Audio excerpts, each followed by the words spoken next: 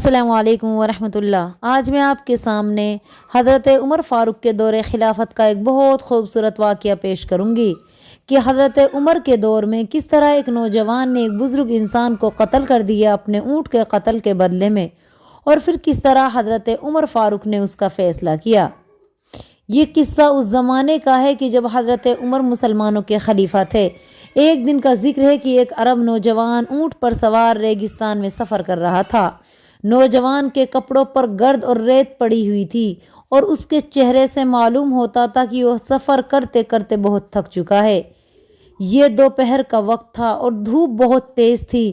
نوجوان آنکھوں پر ہاتھ کا سایہ کیے دور دور تک نظر دوڑا رہا تھا کہ کوئی نخلستان نظر آئے۔ آپ کو بتا دوں، نخلستان اس جگہ کو کہتے ہیں جہاں پہ پانی اور سبزہ یا درخت ہوں۔ کچھ آگے چل کر نوجوان کو دور ایک سیاہ نقطہ نظر آیا۔ وہ اپنا اونٹ تیزی سے ہانک کر اس کے قریب پہنچا تو یہ دیکھ کر اس کے خوشی کی کوئی انتہا نہ رہی کہ وہ ایک سرسبز نخلستان تھا جس کے درمیان پانی کا ایک چشمہ بہہ رہا تھا۔ نوجوان نخلستان کے اندر داخل ہوا، اونٹ کو بیٹھا کر اس کا گھٹنا باندھا، چشمے سے پانی پیا اور منہ ہاتھ دھو کر درخت کے سائے میں لیٹ گیا۔ سفر کرتے کرتے بہت تھکاوٹ ہو چکی تھی، اسی لیے لیٹتے ہی وہ سو گیا۔ ادھر اونٹ بار بار اٹھنے کی کوشش کر رہا تھا، لیکن گھٹنا بندھا ہونے کی وجہ سے وہ اٹھ نہیں سکتا تھا۔ آخر ایک دفعہ اس نے زور لگایا اور گھٹنے کی رسی کھل گئی اور وہ اٹھ بیٹھا۔ پھر گھوم پھر کے مزے سے درخت کے پتے کھانے لگا۔ نخلستان کا مالک ایک بوڑھا عرب تھا۔ اس نے اونٹ کے مالک کو بار بار آوازیں دی کہ اپنا اونٹ بیٹھاؤ، یہ ہمارے درختوں کو برباد کر رہا ہے، لیکن نوجوان مسافر کی آنکھیں نہ کھلی۔ اس پر بوڑھے نے ایک پتھر اٹھا کر اونٹ کے سر پر دے مارا۔ اس پتھر سے اونٹ کو ایسی سخت چوٹ لگی کہ وہ گر پڑا اور گرتے ہی مر گیا۔ تھوڑی دیر بعد نوجوان جاگا تو اونٹ کو اپنی جگہ نہ دیکھ کر بہت پریشان ہو گیا۔ نخلستان میں ادھر ادھر پھر کر اسے تلاش کرنے لگا۔ جب اس جگہ پہنچا جہاں اونٹ مرا پڑا تھا تو رنج اور غصے سے اس نوجوان کا خون کھول اٹھا۔ سوچنے لگا کہ جس ظالم نے اس کو مارا ہے اس نے نہ صرف اس پر ظلم کیا بلکہ مجھ پر بھی ظلم کیا ہے۔ اس کے بغیر میں باقی سفر کیسے طے کر پاؤں گا؟ اگر یہ ظالم مجھے مل جائے تو میں ضرور اسے مار دوں گا۔ یہی سوچ رہا تھا کہ نخلستان کا بوڑھا مالک اسے نظر آیا جو اسی کی طرف آ رہا تھا۔ نوجوان نے گرج کر اس سے پوچھا، اس بے زبان جانور کو کس لیے تم نے مارا ہے؟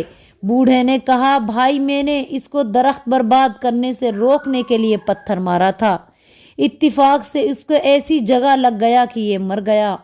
بوڑھے نے ابھی بات پوری بھی نہ کی تھی کہ نوجوان اس پر جھپٹ پڑا اور اس کا گلا اس زور سے دبایا کہ وہ بے جان ہو کے زمین پہ گر پڑا۔ بوڑھے کی لاش دیکھ کر نوجوان پچھتانے لگا کہ یہ تو مجھ سے بڑا گناہ ہو گیا۔ اونٹ کے بدلے میں ایک انسان کی جان لے لی۔ وہ ابھی وہی کھڑا سوچ رہا تھا کہ بوڑھے کے 2 جوان بیٹے وہاں پہنچ گئے۔ انہوں نے نوجوان کو پکڑ لیا، اس کے ہاتھ ایک رسی سے باندھ دیے اور اس سے کہا، ہم تم سے اسی وقت بدلہ لے سکتے تھے، لیکن تم مسافر معلوم ہوتے ہو، اس لیے ہم تم پر ہاتھ نہیں اٹھاتے۔ البتہ تمہیں مدینہ لے جا کر امیر المومنین عمر فاروق کے سامنے پیش کریں گے، وہ جو فیصلہ کریں گے ہمیں منظور ہوگا۔ یہ نخلستان مدینہ منورہ سے کچھ زیادہ دور نہیں تھا۔ باپ کو دفن کرنے کے بعد دوسرے دن دونوں نوجوان قاتل نوجوان کو مدینہ منورہ لے گئے اور امیر المومنین حضرت عمر کے سامنے اس کو پیش کر کے سارا قصہ بیان کیا۔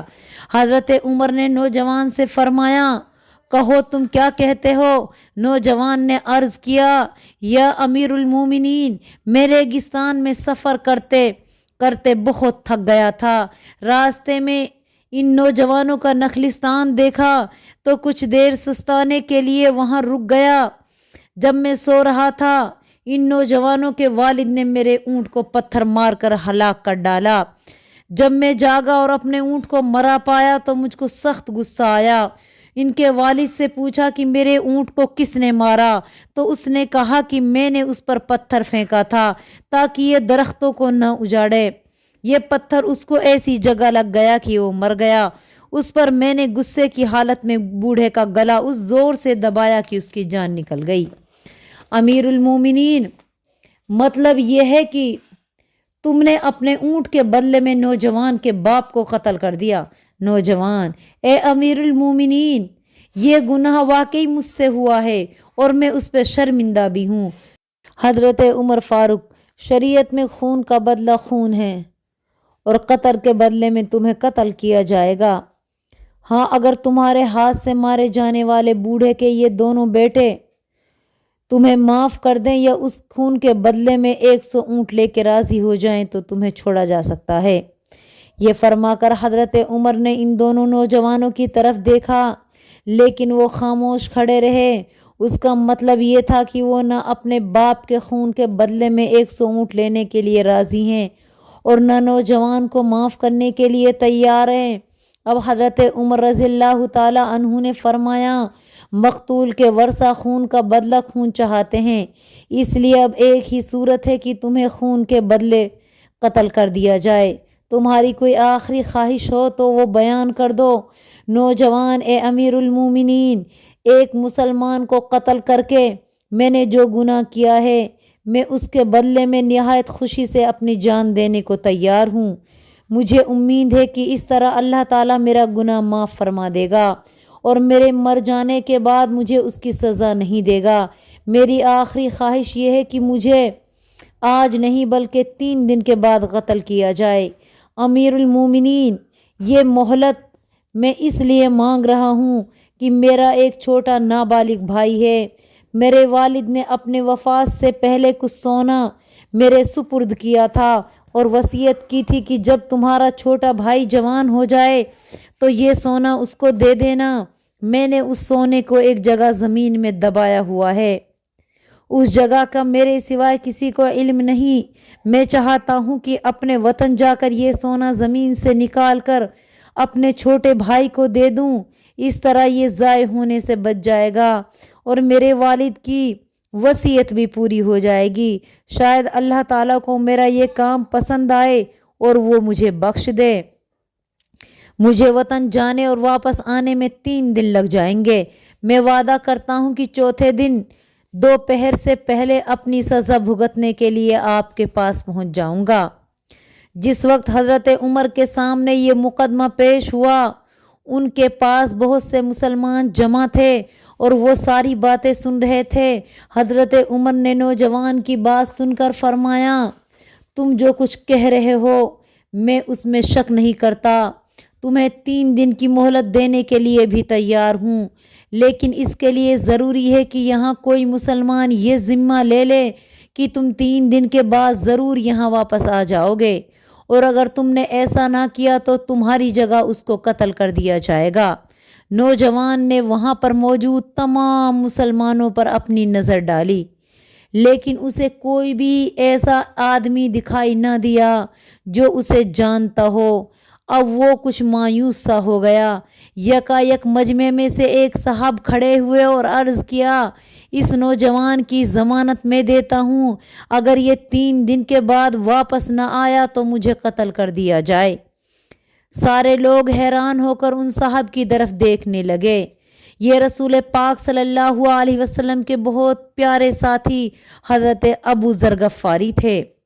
حضرت عمر فاروق نے فرمایا، اے ابو ذر، آپ رسول اللہ صلی اللہ علیہ وسلم کے صحابی ہیں اور سارے مسلمان آپ کی عزت کرتے ہیں، میں ڈرتا ہوں کہ کہیں آپ کی جان خطرے میں نہ پڑ جائے۔ حضرت ابو ذر غفاری رضی اللہ تعالی عنہ بولے، یہ نوجوان ہمارا مسلمان بھائی ہے اور اس وقت مصیبت میں ہے، میں اس کو مایوس نہیں کرنا چاہتا اور صرف اللہ کی خاطر اس کی مدد کرنا چاہتا ہوں۔ مجھے یقین ہے کہ یہ 3 دن کے بعد واپس آ جائے گا، آپ میری ضمانت پر اسے چھوڑ دیجئے۔ حضرت عمر نے مقتول کے بیٹوں سے پوچھا، تمہیں اس بات پر کوئی اعتراض تو نہیں؟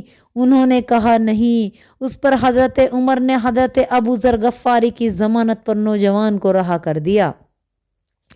چوتھے دن مقتول بوڑھے کے بیٹے حضرت ابو ذر غفاری رضی اللہ عنہ اور دوسرے مسلمان اور خود حضرت امیر المومنین کے پاس آ گئے اور ان سب کو ساتھ لے کر ایک میدان میں بیٹھ گئے اور نوجوان کا انتظار کرنے لگے۔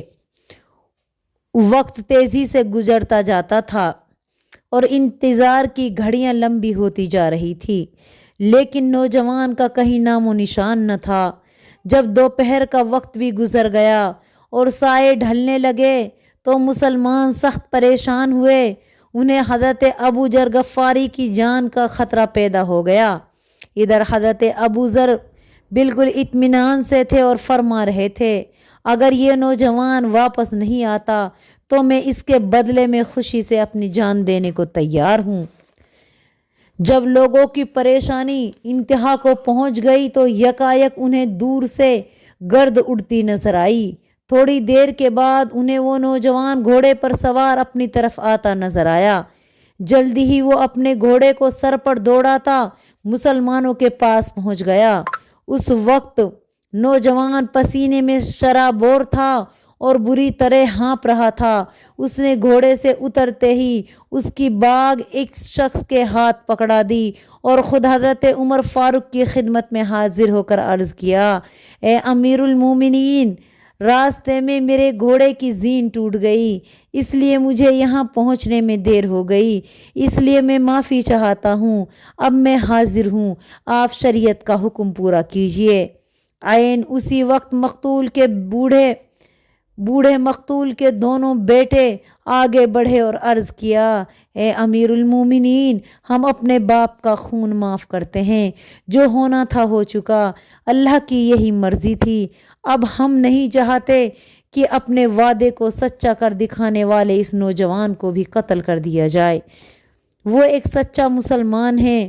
سخت غصے اور رنج کی حالت میں اس سے جو گناہ ہو گیا، ہم اللہ سے دعا کرتے ہیں کہ وہ بھی اسے معاف فرما دے۔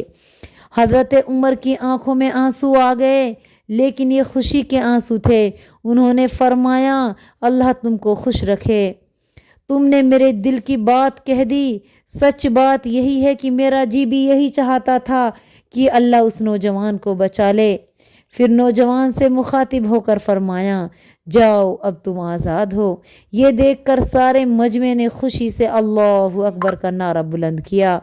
نوجوان نے اپنے مقتول کے دونوں بیٹوں اور حضرت ابو ذر غفاری کا شکریہ ادا کیا، انہیں بہت بہت دعائیں دی اور اپنے وطن کی طرف واپسی کر لی۔ اس کے جانے کے بعد بعض مسلمانوں نے حضرت ابو ذر سے پوچھا کہ آپ نے اس نوجوان کی خاطر اپنی جان خطرے میں کیوں ڈالی؟ تو انہوں نے فرمایا، میں اس نوجوان کو بالکل نہیں جانتا تھا اور نہ مجھے معلوم تھا کہ وہ کہاں کا رہنے والا ہے، لیکن اس کے چہرے اور باتوں سے معلوم ہوتا تھا کہ وہ ایک سچا مسلمان ہے، اور ایک سچا مسلمان ہمیشہ اپنا وعدہ پورا کرتا ہے، اس لیے اس کا ضامن بن گیا۔ یہ کام میں نے صرف اللہ کی رضا حاصل کرنے کے لیے کیا ہے۔ تو یہ تھے ہمارے پہلے مسلمان کہ وہ کس طرح اپنی جان قربان کرنے کو تیار ہو جاتے تھے، لیکن اپنے وعدے کی خلاف ورزی نہیں کرتے۔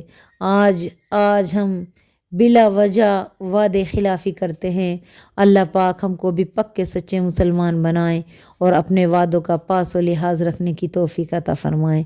آمین ثم آمین، وآخر دعوانا الحمدللہ رب العالمین۔ السلام علیکم ورحمۃ اللہ۔